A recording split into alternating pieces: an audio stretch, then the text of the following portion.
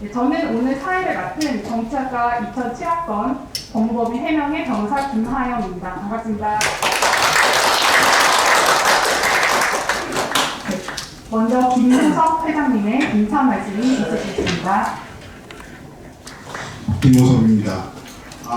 오늘 그 날씨를 보면 아주 늦은 가을, 이 높은 하늘의 뷰를 좀 즐길 수 있는 날씨인 것 같습니다. 이런 날씨에 오늘 송강포럼 및 서울대학교 정치외교학부 홈커밍 데이를 개최하게 돼서 너무 기쁘게 생각합니다. 좀 준비가 조금 덜 정리된 느낌도 있습니다만 지난 2년간 팬데믹으로 인해서 이걸 동창 행사를 잘 못하게 됐었습니다. 그래서 제가 좀 생각하는 것은 팬데믹에 질 수가 없어서 저희가 특히 정치외교학부의 전문의 입장에서는 그래서 조금 준비가 미진한 감이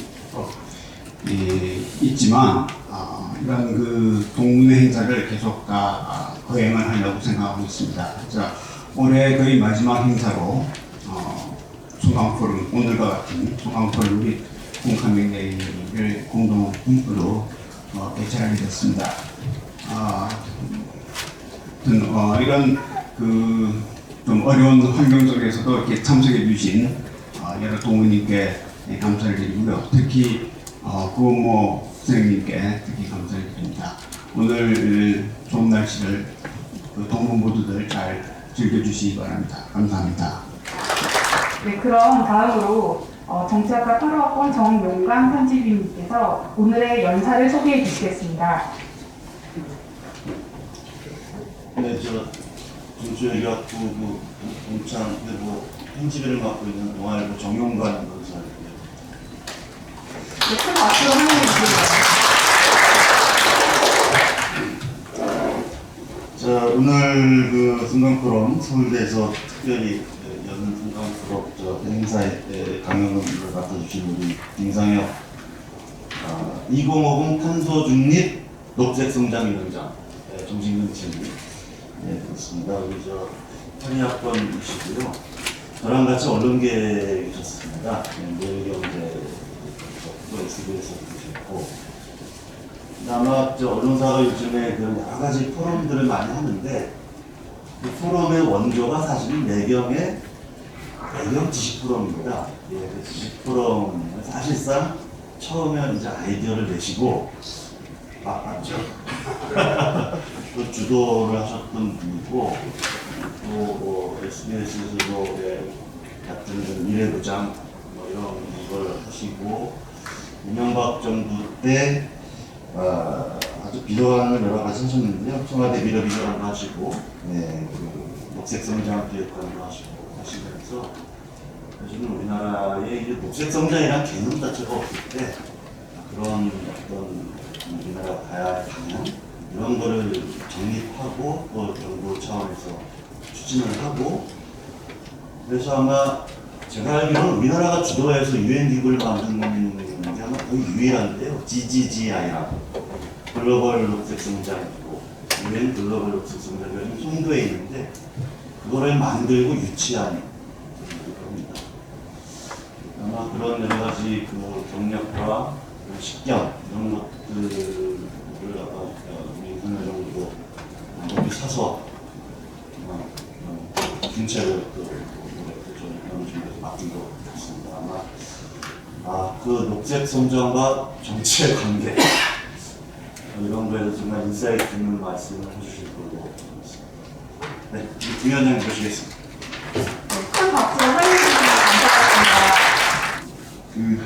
우리 정용관 편집이 너무 과분한 소개에 몸둘 바를 모르겠습니다.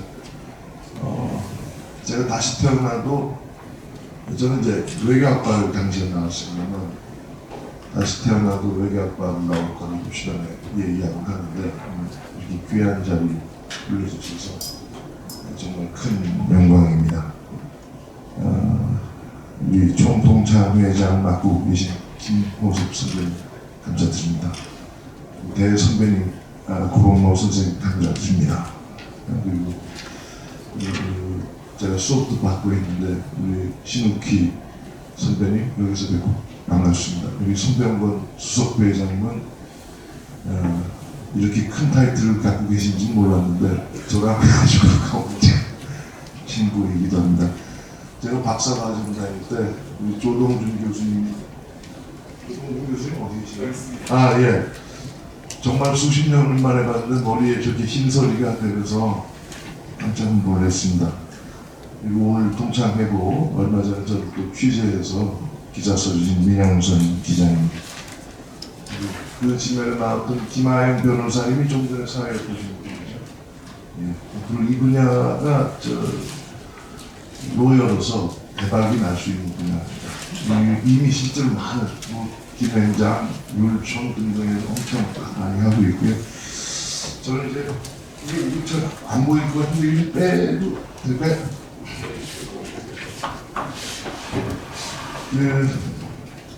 제가 일부러 정치 외교 동창이기 때문에 대전환이라는 단어를 좀 집어넣습니다. 기후에너지 위기와 대전환의 기회.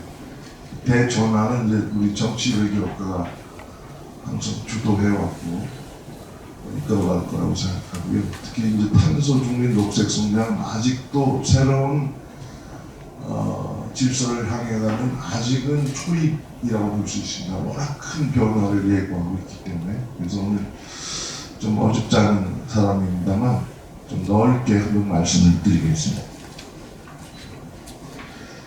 이게 제가 이제 아까 우리 정 편집인이 말씀을 하셨습니다만 이상하게 이제 미래 쪽의 일을 좀 많이 하게 됐습니다. 제가 이제 대학교 4학년 때 서울대 사회과학연구소에서 이 정보화 연구 프로젝트, 당시 5명 재심 차관께서 굉장히 파격적으로 그때 정보화 사회에 대한 비판도 좋고 뭐든 저렇게 논문 하나만 써라. 그 당시 돈으로 한 100만 원 지원, 아주 큰 돈이었습니다. 그래서 존 네이스비 메가 트렌드도 좀 있고, 또 이제 그보다는 사실 제가 정치 외교 또로서 손봉경 교수님이 정말 열심히 했던 중앙관사교육으로 정치 사상 이런 데 관심이 많아서 아마 그게 내재되어 있었던 것 같은데, 그래서 제가 매경에서도 비전 코리아 세계 지식 포럼, SBS도 미래 한국 리포트, 서울 디지털 포럼 이런 걸 만들었고 그랬습니다. 저도 이제 사실은 공부를 하고 싶었습니다만 그런 여건이 되지 못하고 학사 과정을 이제 기자를 하면서 쓰려고 했는데 워싱턴 특파원으로 발령을 받으면서 또 인생이 좀 그쪽 방향으로 갔습니다. 그래서 어쨌든 대통령 이명박 정부 출범하면서 국정기획수석실에 미래비전 비서관으로 들어와라. 그래서 제가 사실은 엄청나게 고사를 하고 좀 그랬습니다. 근데 그 이후로 만 5년을 꽉 채우고 나와서 지금은 이제 카이스트의 11년째 초임 교수이고 얼마 전에는 이 분야를 부총장급으로 좀 이끌어다가 그래서 이렇게 하고 있습니다. 제가 늘 생각을 하는 게 과연 앞으로는 어떻게 되는 거냐 이런 늘 생각을 좀 해왔습니다. 그리고 지금 이런 변화할 때 무엇이 앞으로 이끌고 갈 방향이냐 맞습니다. 근데 이제 흔히 제가 이거는 이제 안철수 대표가 자주 하는데 제가 이 얘기를 훨씬 좀 많이 했습니다. 미래는 와 있기는 한데 누구에게나 똑같이 오지는 않는다. 이게 윌리엄 깁슨이라는 사실 SF 작가죠. 그 전에 경영학의 이제 원조로 현대 경영의 원조를 부르는 피터 드러커 이 사람이 재밌는 얘기를 합니다. 미래라는 걸 어떻게 정의하는지부터 생각을 해봐야겠다. 미래가 우리 동양으로는 아니 올 아직 안 온 거죠. 미래는 오지 않은 거죠. 근데 내일 일어나도 또 미래고 모레 일어나도 또 미래입니다. 근데 피터 드러커는 미래는 이미 와 있는 것, 그런데 와 있는 것 중에 커질 기회나 위험으로 좋은 일을 해야지 정치가 수입된다 이런 얘기를 한 바가 있습니다. 근데 이 윌리엄 깁슨이 이제 미래에는 이미 와 있는데, 근데 누구에게나 균등하게 배분되지는 않습니다.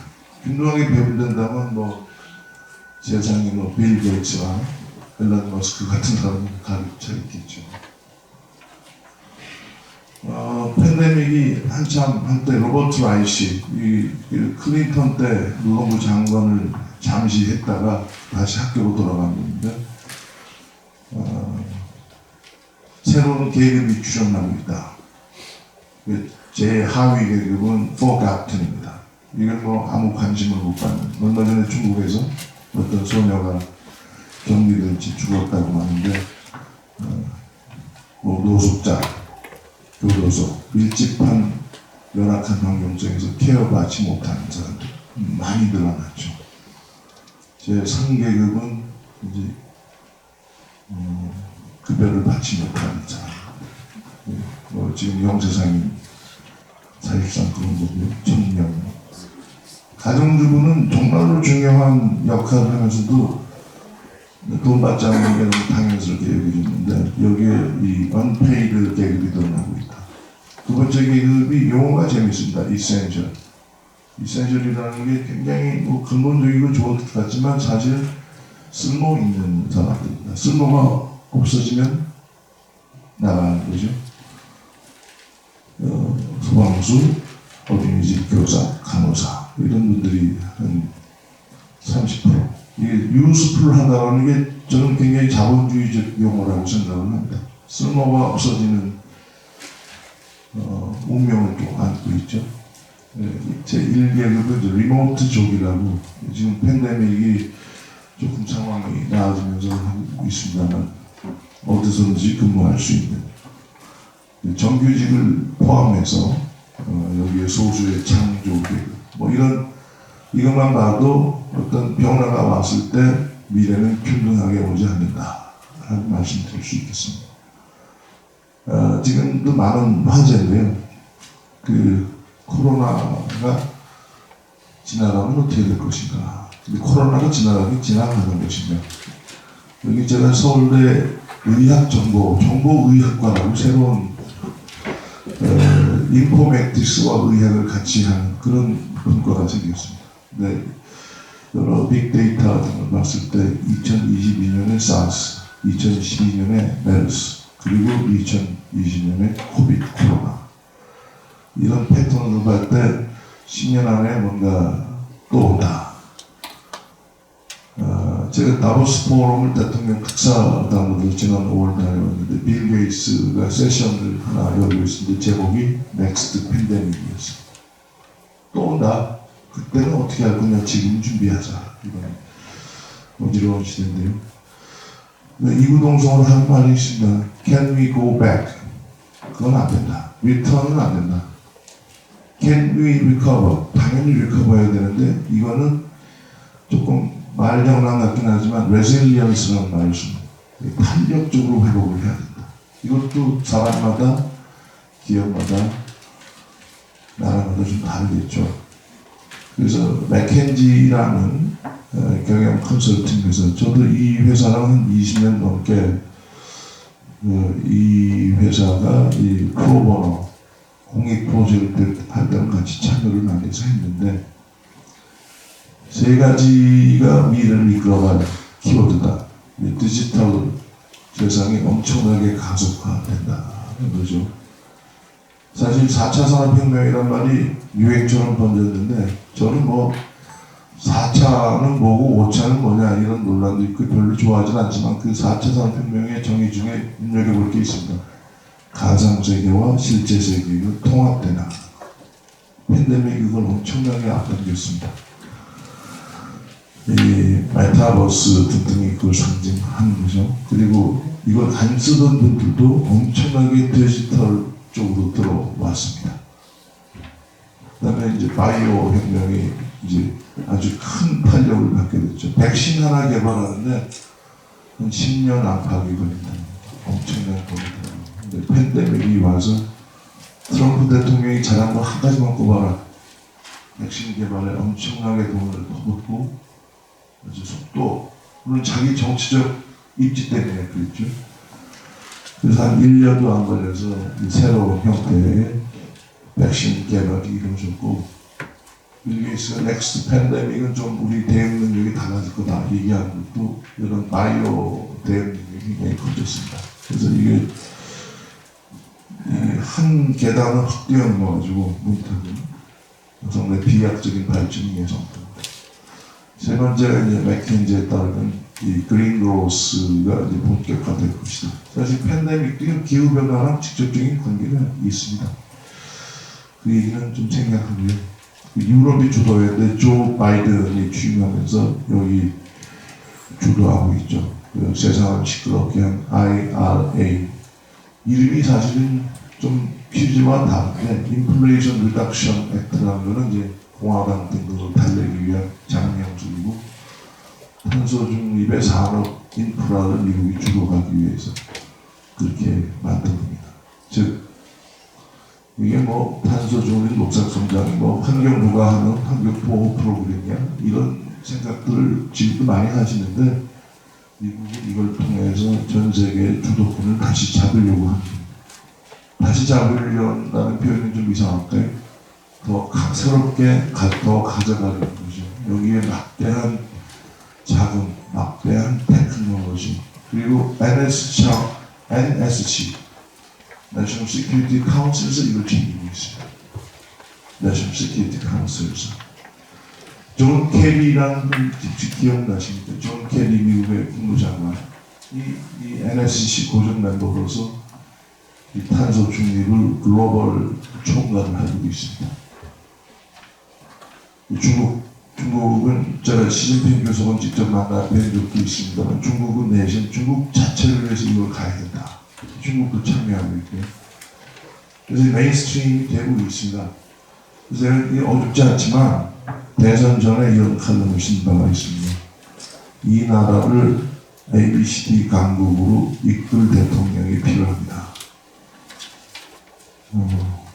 선거 때 약속했던 공약들은 가급적이면 다 잊어버리시고 BCD, 바이오, 클라이밋, 디지털을 대한민국을 세계 A리그로 만드는 ABCD 대통령이 되어주십시오 라고 당부를 드렸는데, 네, 그쪽 방향으로 가시기를 아직도 기대하고 있습니다.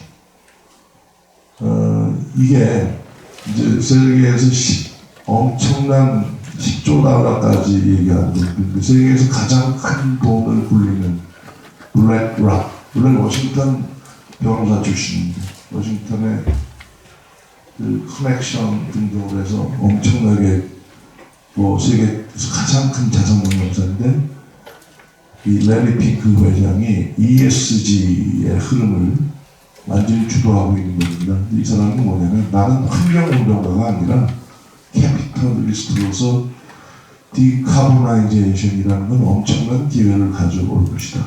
왜냐하면 우리가 석탄 문명에 기반해서 지금 여기까지 왔거든요. 물론 여기에 석유, 가스 이런 게 계속 추가됐지만 원전도 있죠. 기본적으로 산업혁명의 시작이 석탄이었고, 이게 기후변화의 주원이 되기 때문에 디카보나이제이션이라는 것은 무엇이냐? 결국은 우리가 생산하고 소비하는 모든 것을 바꾸는 것이다. 나는 비즈니스맨으로서 여기에 엄청난 기회가 있다고 본다. 그래서 앞으로 이 1000개 유니콘은 뭐 디지털 IT 이런 데가 아니라 녹색 수소, 녹색 농업, 녹색 철강, 녹색 시멘트에서 나온 것이기 때문에 나는 여기에 투자를 한다. 이런 얘기를 하고 있습니다. 제가 이제 우리 신욱기 선배님 제주도에 잠시 그 연구연차 내려왔을 때 제가 2년간 제주연구원장을 했었습니다. 근데 그 전에 MB 시절에 이 글로벌 금융 위기 왔을 때 사실은 그린 뉴딜 50조 규모의 그린 뉴딜을 했었습니다.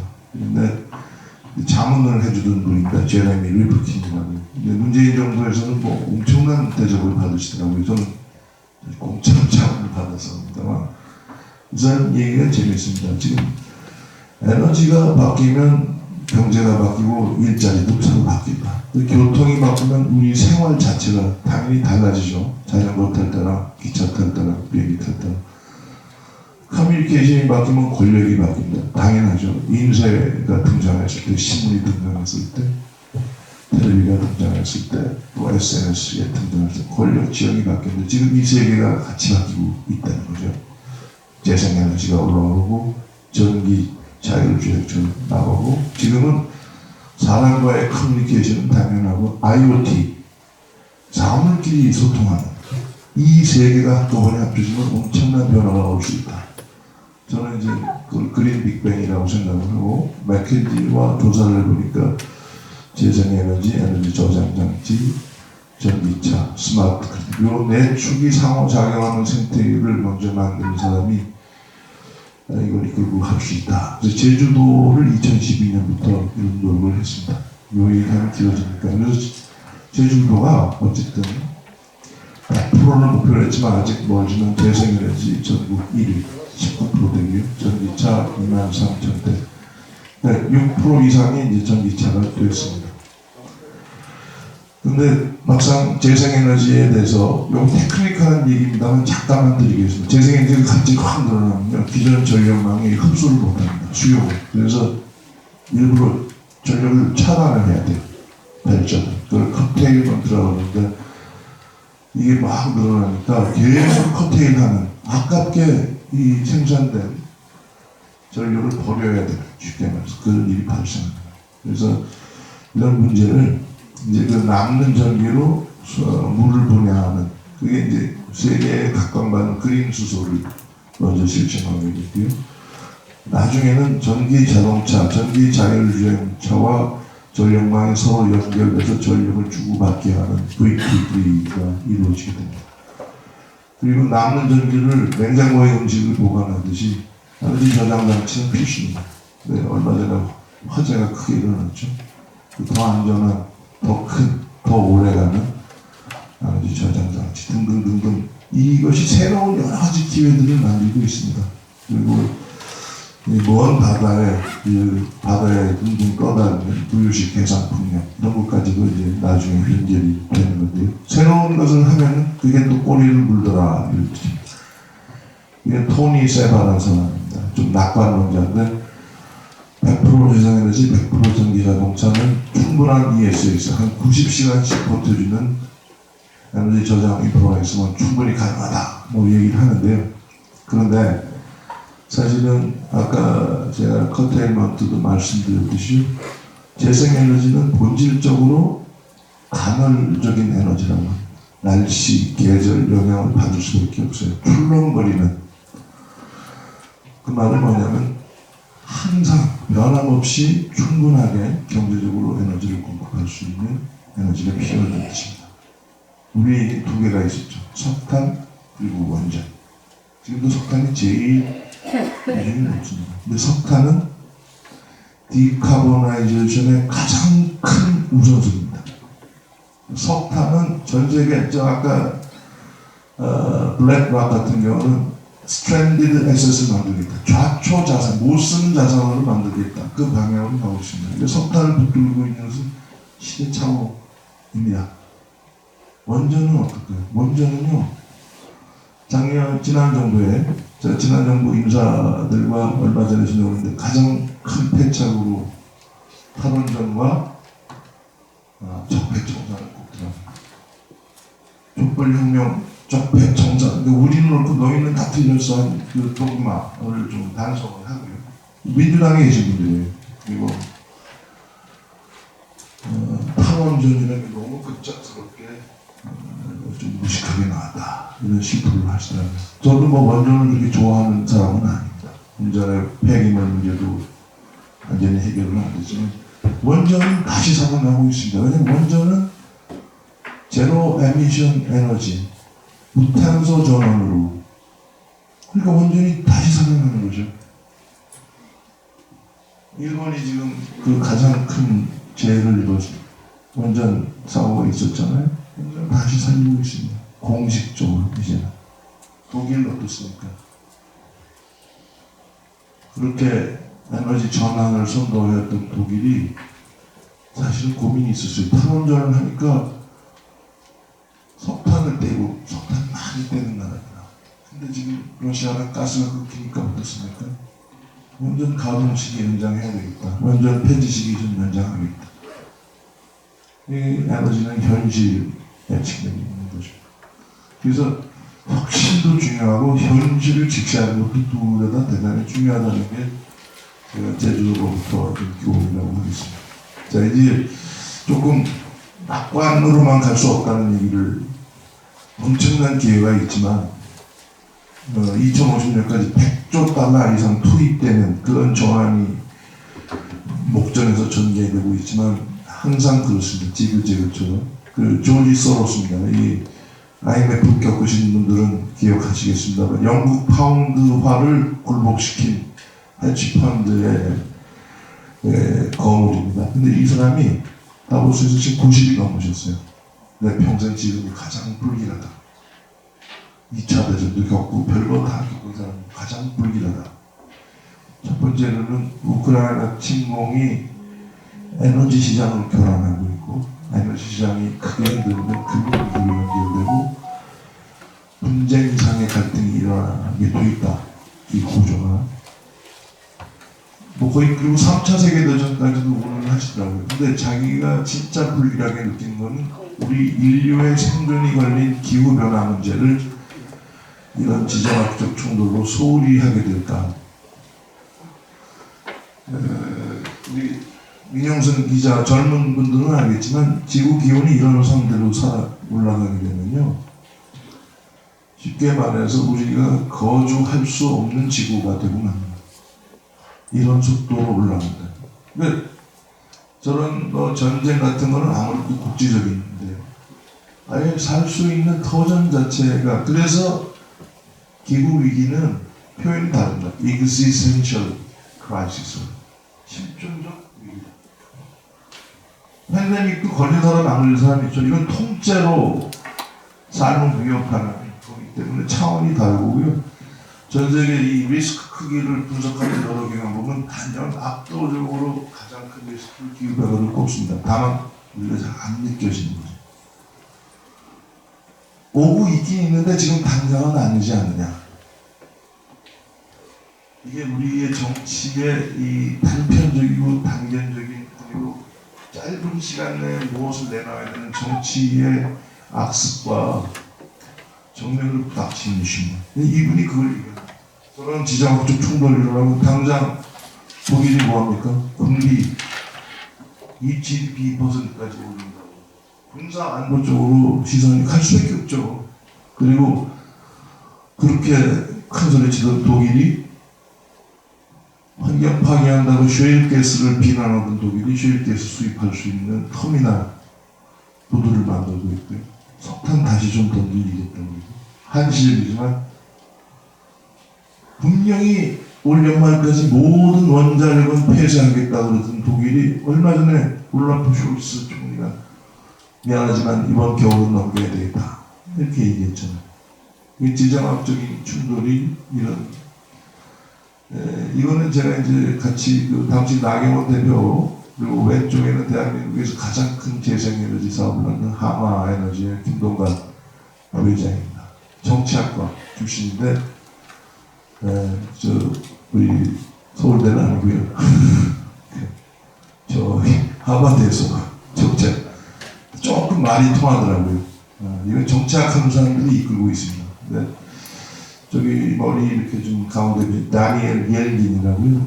에너지 정치학자라고 해도 과언이 아닙니다. 에너지 지정하게 되는데 지금은 에너지 전환과 에너지 안보가 충돌하는 하이 이머전시 시기입니다. 1970년대 오일 쇼크 이후 최악의 상황이다 이렇게 얘기하시는데 우리는 지금 너무 태평해요. 유럽은요, 제가 한솔진 위원장, 한솔진 녹색성장위원장을 맡으면서 유럽 분들의 방문을 많이 받습니다. 니네 나라는 어떻게 할 거야 앞으로 세정부에서 질문을 많이 받는데 자국 상황들을 정합니다. 우리나라는 훨씬 잘 사는 나라죠. 덴마크, 노르웨이, 독일, 영국 19도 이상 난방은 거의 금지. 샤워는 5분 이내. 그리고 가급적이면 샤워 여러 사람이 하면 좋겠다. 이런 거예요. 우리는 너무 태평합니다. 에너지 한 방울 안 나온다고 에너지 수입하느라고 GDP 10% 가까이 수입한다는데 너무 태평해. 유럽 이재용 삼성 부회장이 유럽 갔다 와서 뭐라고 그랬습니까? 생각했던 것보다 훨씬 심각한데요. 예, 이야기인 얘기는 제가 말미 좀 더 하겠습니다. 근데 자, 제가 질문을 받는데 새 정부는 어떻게 할 거냐? 제레미 휴이라는 분이 The Impossible Presidency라는 책을 썼습니다. 이게 세계에서 가장 높은 공직자는 누구인가? 미국 대통령이 이지요 지금도. 근데 The Rise and Fall of America's Highest Office입니다. 미국 대통령이 지금은 별로 할 수 있는 게 없어지고 있다. 로비 인터스크 있고 양당 간 갈등도 있고 이 미국도 파퓰리즘 엄청나게 해야지 되는 상황이고 그래서 기후변화와 같은 중장기적인 그런 일들에 대해서는 미국 대통령이 상당히 무력해졌다 얘기입니다. 지금 밖에 나가면요 트럼프가 다시 들어오면 어떻게 되지? 그럼 파리 협정 다시 탈퇴하나? 그런 얘기를 제일 많이 합니다. 미국이 IRA 만들어서 수천억 달러 집어넣겠다고 했는데 미국의 대통령이 공화당의 기후변화에 대해 소극적이나 부정항상이 없다면 이거 어떻게 되는 거지? 미국 제도 자체도 굉장히 불안한 거예요. 제가 아까 우리 교수님하고도 말씀을 나눴는데 2050년 탄소 중립 위해서 매년 9조 달러 정도 필요하다고 합니다. 실제로 엄청난 돈이 조 단위, 원이 아니고 달러 단위로 지금 투입되고 있어요. 근데 맥킨지에서는 이제 글로벌 GDP의 8%, 왜냐면 대전환이니까 다 바꿔야 되는 거니까. 블룸버그 쪽에서는 2050년까지 100조 달러는 필요하다. 그리고 한국은 대한상의에서 추계를 해보니까 한 2,600조가 들어갈 것 같습니다. 근데 이 돈이 이렇게 막대하게 들어가도 당장의 효과는 금방은 많이 안 나온다. 20년은 돼야 된다. 근데 5년제 대통령이 누가 이런 막대한 비용을 지불하려고 하겠습니까? 분명히 인류의 생존이 그래도 틀림없는데 4년 중임의 미국 대통령이 공화당들과 맨날 싸웠는데 여기 진정성을 갖고 어떻게 하겠습니까? 그래서 지금 사실은 기후변화가 일렉토럴 데모크러시는 과연 어떤 것인가? 이게 스펠링이 잘못된 님토라고 Not in my term of office. 내 임기에는 그래 다음 사람이 하지 뭐 하는 걸 어떻게 갖고 갈 거냐가 사실 굉장히 심각한 과제로 되고 있습니다. 자, 이제 한국의 온실가스 감축 시나리오 시간이 많이 좀 빨리 하겠습니다. 이제 작년에 2050년까지 탄소 중립하겠다고 선언했고 2030년까지 2018년 대비 40%를 컷한다고 약속을 했죠. 2030년이면 8년 뒤입니다. 8년. 지금 제가 예를 들면 좀 적절한 비유가 안 주신다면 제가 예를 들면 90kg라고 줄 때 40kg를 덜어내야 됩니다. 그래서 제가 탄소 중립을 환영을 하지만 그 당시 몇 차례 공청회 등등에서 몇 가지 문제를 제기했습니다. 대단히 한국이 세계 12위 이내 경제로 올라가면서 탄소 중립을 외면할 수는 도저히 없다. 맞다. 근데 이게 불과 1년 만에 2020년에 국회 연설을 통해서 딱 한 줄 대통령이 밝히시고 딱 1년 뒤에 40% 컷 방침이 나왔어요. 이 엄청난 변화를. 그러니까 이게 하는데 얼마나 돈이 드느냐 얘기 안 해요. 합의를 안 해요. 이건 우리 경제 전체가 걸린 겁니다. 특히 산업계는 얘기를 안 했어요. 세 번째가 저겁니다. 이런 거 할 때는 테크놀로지 뉴트럴티가 되게 중요합니다. 근데 원전은 안 돼. 원전 빼고 이거 짜. 그래서 재생에너지를 70%까지 가져가요. 전 세계 최고 수준입니다. 지금 6% 수준인데 70%. 10배 이상 30년에는 30%, 20% 하겠다는 30%, 5배 정도 올라가는 거죠. 4배 정도 올라가는 거죠. 그러니까 이런 멋진 얘기는 했지만 그 실행에 관한 것들은 아무것도 없이 지금 새 정부에 이런 것을 숙제로 넘겨진 상태입니다. 이건 뭐 제가 블레임하려는 건 아닙니다. 현실이 그렇다는 거고요. 팩트만 말씀드릴게요. 작년에 온실가스 40% 감축하겠다고 발표를 했는데 실제로 문재인 정부에서 작년에 늘어난 게 3.5%가 늘어났어요. 매년 4%씩 줄여야 되는데 오히려 3.5% 늘어났어요. 그러면 작년에 늘어났고 그러면 올해부터 다시 역상을 해보면 앞으로 5% 이상씩 줄여야 돼요. 더 많이 줄여야 돼요. 숙제를 안 해왔기 때문에. 원전과 온실가스 원전과 얘기했으니까요. 그리고 원전이 가장 한전한테는 값싼 원료입니다. 원전 발전량을 줄이니까 한전이 문재인 정부 5년 동안 13조 원. 지금 뭐 그 우크라이나로 석탄 소비가 몇 배가 치솟는 거는 또 다른 얘기고요. 그 적자가 누적돼 왔어요. 그런데 전기요금은 하나도 안 올렸습니다. 왜? 전기요금 올리면 인기가 없잖아요. 제가 MB 때 7번 올렸습니다. 정말 쌍욕 들어갔어요.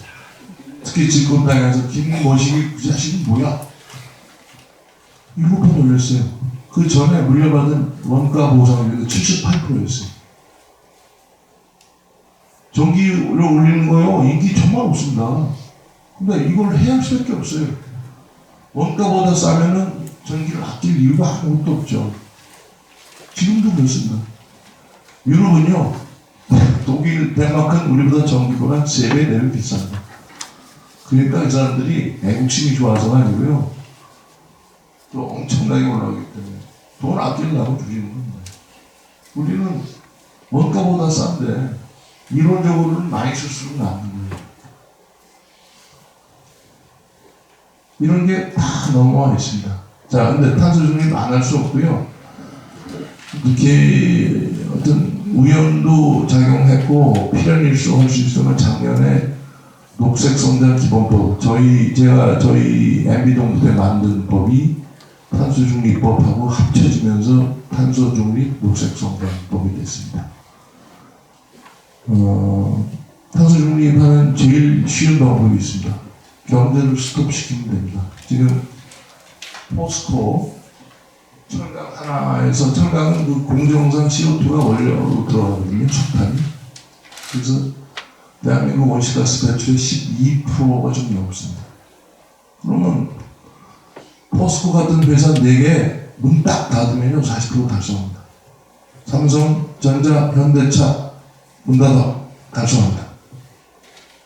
근데 그게 우리가 탄소 중립을 하자는 겁니까? 그건 아니죠. 그래서 경제를 생각할 수밖에 없고 경제를 탄소 중립 방향으로 끌고 가는 거고요. 그게 바로 녹색 성장입니다. 그래서 그러면서 재주문을 갖고 있고요.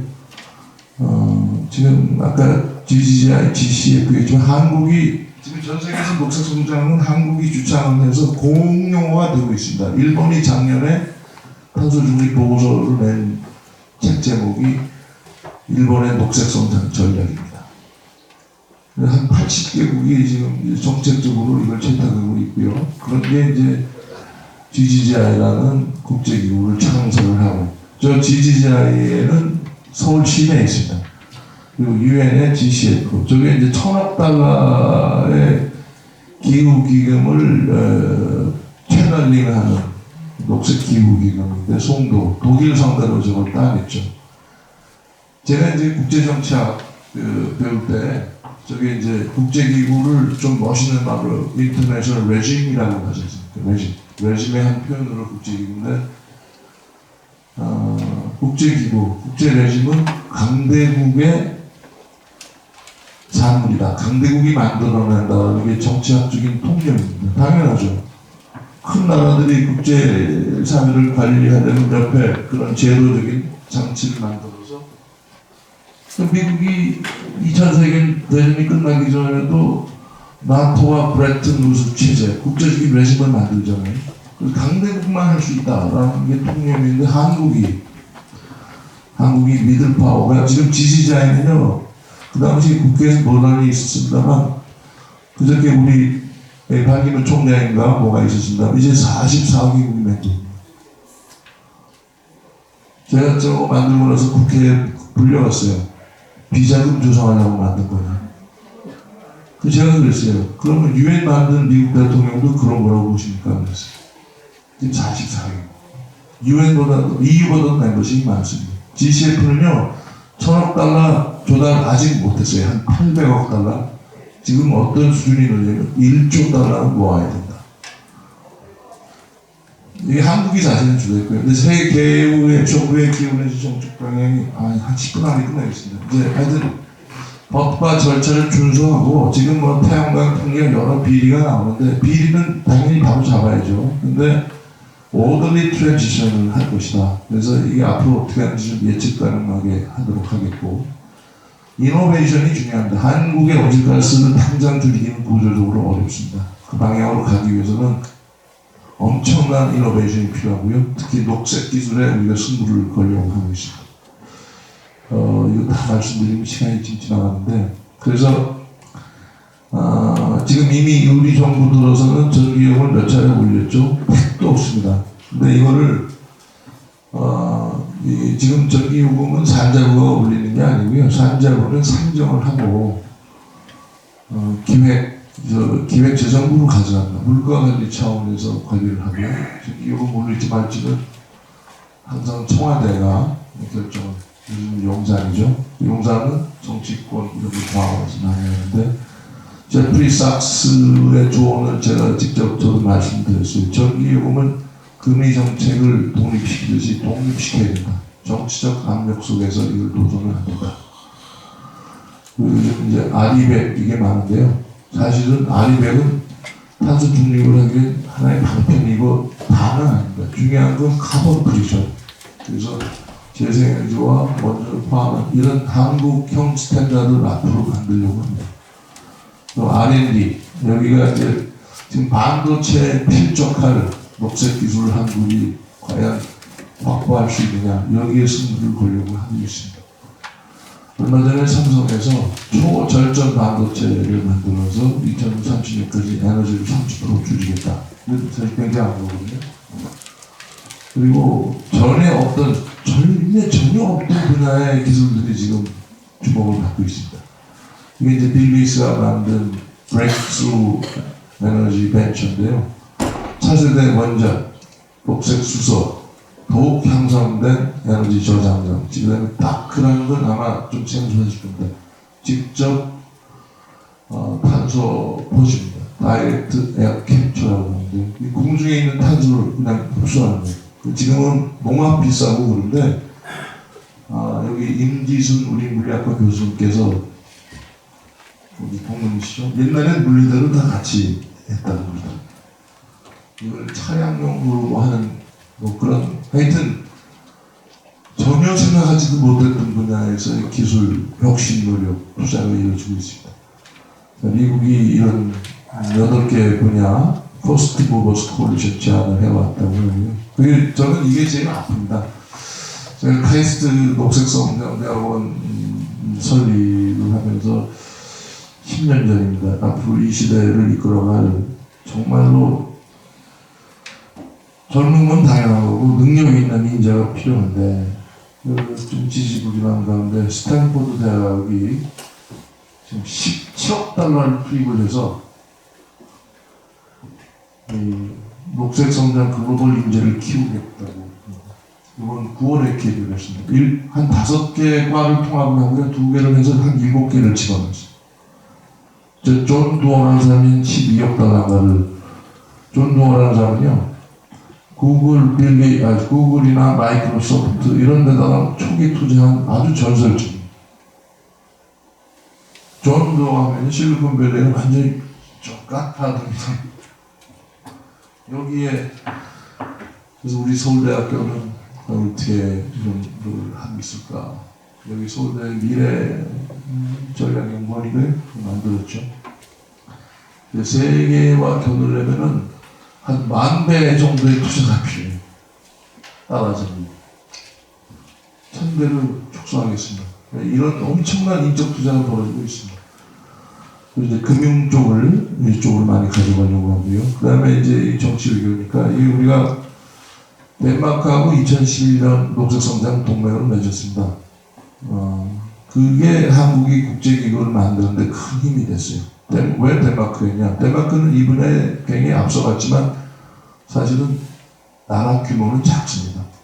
그래서 미들 파워끼리의 코올리션이 가능했고, 지금 한미 간에 지난 5월 달에 글로벌 포괄적 전략 동맹이었는데 차세대 원전 배터리, 얼마 전에 골드버그 대선을 제가 봤는데 기후 에너지 분야의 동맹 차원에, 근데 우리가 뺨은 좀 맞았죠. IRA가 미국산 우대 이래가지고. 근데 이제 다음에 여기가 아시아 연구소인데요. 이걸 토대로 우리가 인도네시아하고 베트남은 아주 깊이 관계를 가져가려고 하고 있습니다. 온실가스를 국외 감축을 해야 되는 파리 협정, 새로운 메커니즘이 생겼는데요. 인도네시아하고 베트남에 가서 온실가스를 줄이는 인더스트리 사업을 하는 거예요. 저 옛날 얘기지만 제국주의 한 나라들은 다 본능적으로 이런 걸 찾아다니고 있습니다. 우리는 그런 거 안 했잖아요. 그래서 오히려 잠겨지고 있습니다. 그리고 그랬어요. 미국이 FMC 하자고 하니까 그러면 미국도 한국의 이니셔티브를 존중하는 차원에서 GGGI에 좀 가입을 하면 어떻겠느냐. 예, 골드버그 대사가 좋은 아이디어라고 국무부에다가 얘기하겠다고 하는데 이런 것도 좀 앞으로 구체화해야 될 거고요. 예, 제가 메이드 인 아메리카보다 더 중요한 건 메이드 위드 프렌즈, 메이드 투게더가 지금 글로벌 공급망 재평이 되고 있는데 이거는 뭐 미국 행정부 사람들은 다 인정을 합니다. 미국 내부의 정치적인 그런 것 때문에 됐고요. 근데 법이 워낙 구체적으로 마련돼서 법안 수정하기가 쉽지 않다고 보고 있습니다. 근데 미국이 이런 멘탈 또는 리더십으로 변화된 전환기를 과연 제대로 이끌어 나갈까? 좀 개인적으로는 좀 걱정이 많이 됩니다. 그리고 이제 탄중이를 제가 맡게 됐는데요. 저도 걱정이 많고요. 이게 아주 큰 일을 담당을 해야 됩니다. 그래서 정부 파트너는 공동회장 우리 총리께서 하고 계시고 저는 이제 민간 쪽을 하는데 이 문제의 크기를 좀 제대로 봤으면 좋겠다 생각을 하고 있습니다. 엄청난 돈이 걸렸고 엄청난 권력이 걸렸고 새로운 질서의 주도권을 잡기 위한 패권 경쟁의 장이기 때문에 그래서 아까 그 말씀드렸잖아요. 미국은요 내셔널 시큐리티 카운슬에서 이걸 하고 있고 미국의 NEC 내셔널 이코노믹 카운슬의 의장은요 아까 말씀드렸던 블랙락 출신입니다. 블랙락 출신. 가장 큰 돈줄 출신이 미국 경제위원회를 잡고 있다는 소리입니다. 우리는 너무 이거를 조금 그런 게 아닌가. 제가 밖에서 얘기해도 되는지 모르겠는데 다니엘 예린의 얘기인데요. 조금은 좀 어떨까. 러시아는 지금 유럽에 이 가스 그 오일 팔아오고 있으면서 석탄도 그렇죠. 한국 시멘트 생산에서 가장 큰 비중 차지하는 게 러시아 석탄. 어쨌든 에너지 슈퍼파워 지혜를 가져왔는데 이번 일로 거래가 단절되면서 당장의 피해는 유럽 국가들이 있지만 수출길이 이제 끊어지는 겁니다. 에너지 슈퍼파워 지위를 상실하고 중국 밑으로 기어 들어가게 될 것이다. 중국이 러시아 에너지를 사준다는 거죠. 그리고 이러한 지정학적인 충돌은 10년 이상 지속될 것이다. 동북아 이건 제가 만든 말입니다. 칠코와 아제트코, 차이나, 러시아, 북한, 그다음에 미국, 일본, 대만, 코리아 이런 양대 구도 속에서 북한은 숨통이 좀 트이는 게 아닌가. 저쪽에 붙으면 되니까. 독일 아까 말씀드렸고요. 근데 한국은 이제 잘하는 건 단지 잘해라. 그리고 지금 한국의 이 여러 가지 빠른 제조 능력은 세계 독보적이라고 합니다. 그래서 사우디가 네옴시티를 한국이 이제 엑스포가 관건이긴 한데 그리고 인도네시아가 자카르타를 가보신 분들 계시죠. 자카르타가 해수면 상속으로 잠기고 있는 중입니다. 그래서 자카르타는 수도를 이전을 합니다, 지금. 그리고 우크라이나는 제가 부총리를 만났는데 우크라이나 재건 파트너로 한국을 공짜 아닙니다. 이러면서. 이런 것들이 다 미래 도시가 이런 그 탄소 중립 새로운 에너지 모빌리티로 가고 있고요. 그 다음에 이분이 얘기한 게 타원점을 폐기한 건 너무 잘했다. 에너지 정책은 다양성이 중요하다. 이 얘기의 원조가 바로 윈스턴 처칠입니다. 이분이 옛날 그 전함들이 석탄 전기선으로 기반했다가 석유를 써보니까 엄청난 기동성이 있고 그러잖아요. 그래서 이 주 에너지를 석유로 바꾸려고 그러니까 웨일스 등등의 석탄 산지에서 미쳤나. 저게 지금 페르시아에서 남의 나라 연료를 수입하려고 한다. 석탄을 놔두고. 엄청나게 그런 이분이 있는 거예요. 대형적의 에너지 안보를 보장할 방식은 버라이어티, 옵니다. 다양한 에너지를 갖고 미래를 대비해야 된다. 오늘 얘기한 에너지 믹스의 원조고요. 자, 이런 여러 가지 속에서 한국이 지금 어떻게 되느냐. 꼭 유쾌한 일만은 아닌데, 바이든 대통령께서 당하면서 첫 방문한 게 용산이 아니라 삼성 반도체 공장이었죠. 삼성 반도체는 지금 어떤 거냐? 대체 불가능한 그런 제품입니다. 현재 구조에서.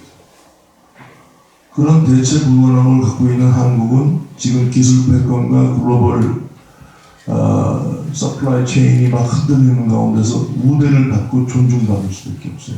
다른 말로 그런 거 없으면 바꿔치기 당할 거예요.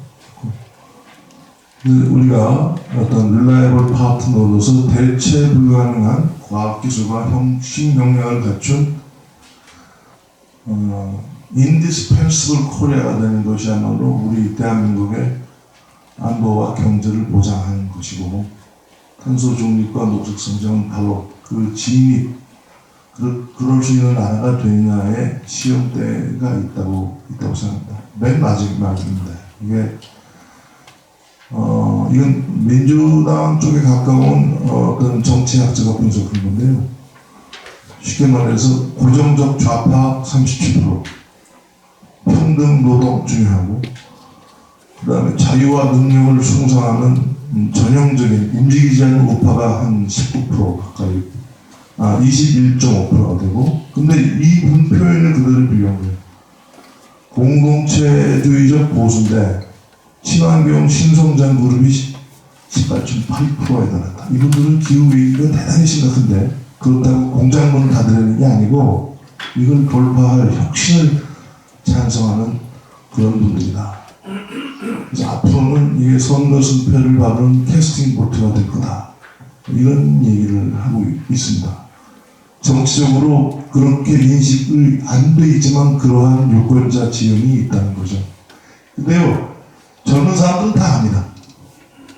기성세대들은 그게 뭐 명백히 세대 간의 인식 차이가 있는 분야이거든요. 자, 그래서 이런 것들을 다 이끌 주역은 저는 정치 외교라고 진심으로 생각합니다. 제 말씀 여기까지 하겠습니다. 아주 좋은 말씀, 시의적절한 아주 균형 말씀드렸다고 생각합니다.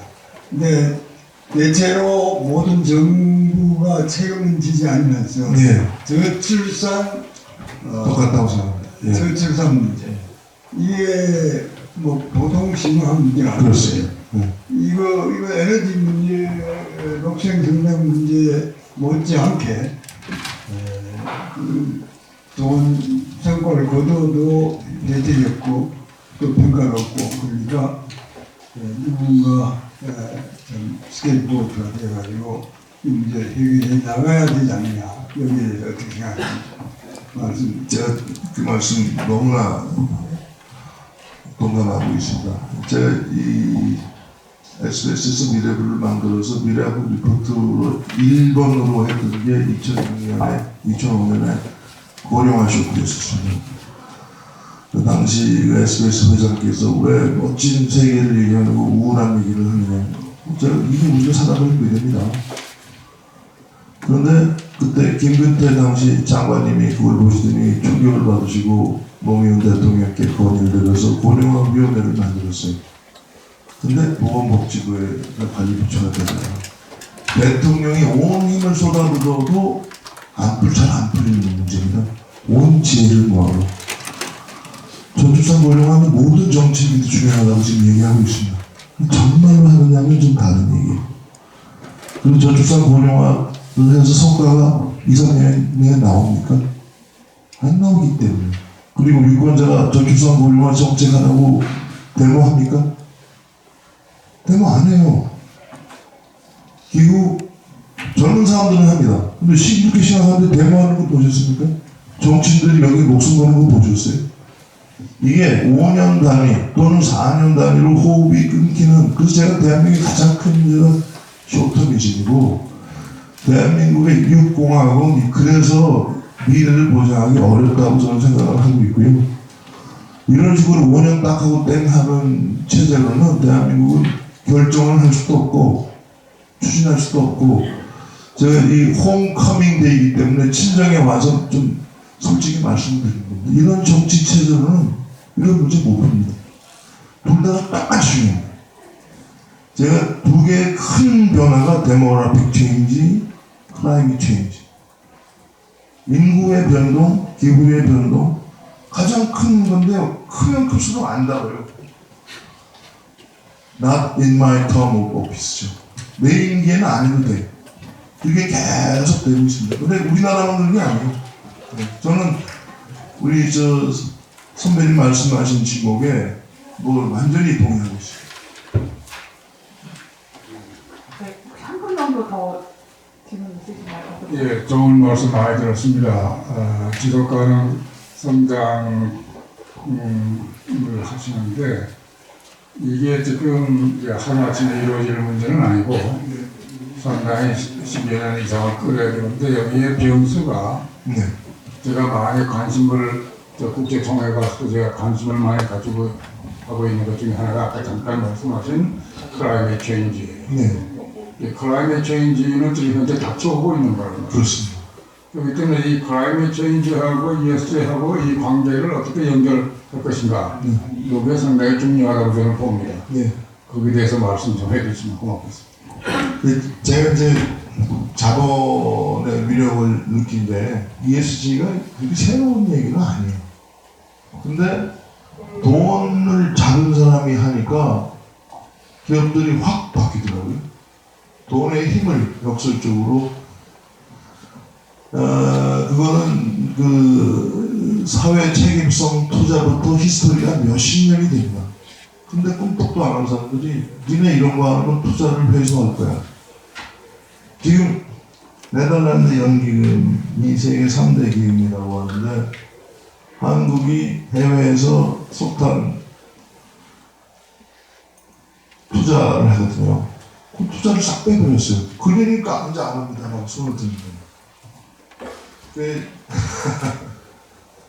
돈의 위력이 되게 중요하고, ESG는 그래서 돈의 힘으로 바꿔나가는 건데, 또 하나 걱정스러운 건 너도 나도 ESG. 그래서 여기서 그린 워싱이 있다는 얘기를 많이 듣고 있습니다. 페이퍼 작업은 잘해요. 그래서 변호사, 회계사, 또 이런 그 주변에 있는 사람들이 그거를 ESG 리포트를 멋지게 만들어주고 돈을 탁 챙겨가는데, 실상을 보면 변한 건 별로 없고. 그래서 앞으로 그런 것들을 좀 제대로 좀 해야 되지 않을까 생각을 하고 있습니다. 근데 이게 제가 이제 이 대안적으로 생태주의를 얘기하는 분들이 있습니다. 생태적인 변화. 근데 그리고 국가가 아니라 지구 차원의 이제 어떤 가버넌스가 나와 있는데, 그건 상당히 시간이 걸리고, 지금 현실적으로는 우리 시장 경제 체제 내에서의 변화를 혁명까지 하긴 어렵고요. 그래서 제가 혁신이라는 말씀을 드리고, 근데 이런 표현이 있습니다. 페스티나 랑테라고 서둘러라 천천히 이런 용어가 있지 않습니까? 근데 이제 굉장히 급한데 막 할 수는 없고 항상 그런 어려움을 갖고 있습니다. ESG가 환영할 일이지만 정말 그대로 하느냐는 조금 더 들여다봐야 되고 또 블랙락도 ESG에서 투자 실적이 생각보다 안 나오니까 약간 뒤로 발을 뺀다. 돈의 논리로 그런 얘기도 좀 들리고는 있습니다. 근데 어쨌든 급소를 건드리고 있다는 면에서는 잘 가져가야 된다고 생각합니다. 네. 네. 그럼 오늘 좋은 강연 해주신 김상혁 위원장에게 다시 한번 큰 박수 부탁드립니다.